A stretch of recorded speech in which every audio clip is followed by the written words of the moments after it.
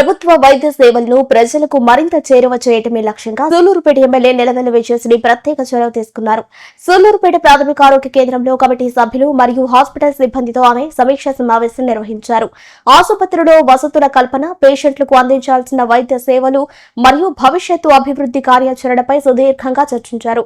వైద్య సిబ్బంది పనితీరు మెరుగుపడాలని, రోగులకు భరోసా ఇచ్చేలా వ్యవహరించాలని ఆమె ఆదేశించారు. హెల్త్ కోసం ఎవరు ఏమైనా చేయ సో 2 వార్డ్స్ కి ఒక సిస్టర్ మేనేజ్ చేయగలరా? ఆన్ కాల్ లో వస్తారా? Okay. Doctor on call doctor ఉంటారా? నైట్ టైం ఎమర్జెన్సీ అయితే వస్తున్నారా? అది సిస్టర్స్ కానీ డాక్టర్స్ కానీ ఒక బాధ్యత లాగా ఉండాలండి. ఒక టైం ఇచ్చినప్పుడు ఆ టైంకి డెవలప్మెంట్ కోసమే ఈ మీటింగ్.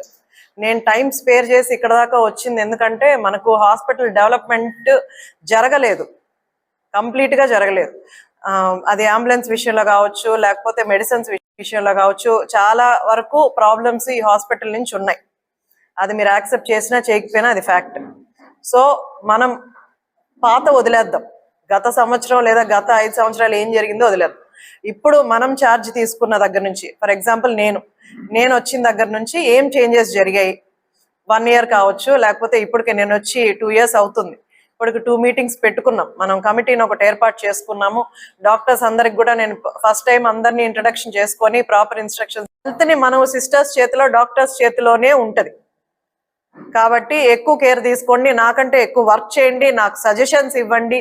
మేడం ఇది చేస్తే, లేదా ఇక్కడ నుంచి మీరు ఫండ్స్ తీసుకొస్తే, లేదా మనం ఇది వెళ్తే మనకు అన్ని బాగా అవుతాయి, మనకు అన్ని అక్కడ దొరుకుతాయి, లేకపోతే ట్రీట్మెంట్ ప్రాపర్గా అవుతుంది. ప్రైవేట్ హాస్పిటల్స్ లో కూడా ఇలా అవ్వట్లేదు అన్న ఇంప్రెషన్ ప్రతి ఒక్కరిలో రావాలన్నదే నా ఆలోచన. అది స్కూల్స్ కావచ్చు, హాస్పిటల్స్ కావచ్చు. నేను ఎక్కువగా దృష్టి పెట్టింది స్కూల్స్ మీద, హాస్పిటల్స్ మీద. ప్రీవియస్ గా కూడా నేను చెప్పాను. అండ్ హాస్పిటల్స్ ఎక్కువ కాన్సన్ట్రేట్ చేస్తున్నా, ఎందుకంటే హెల్త్ చాలా ఇంపార్టెంట్ అన్న విషయం మన డాక్టర్స్ అందరికీ తెలుసు.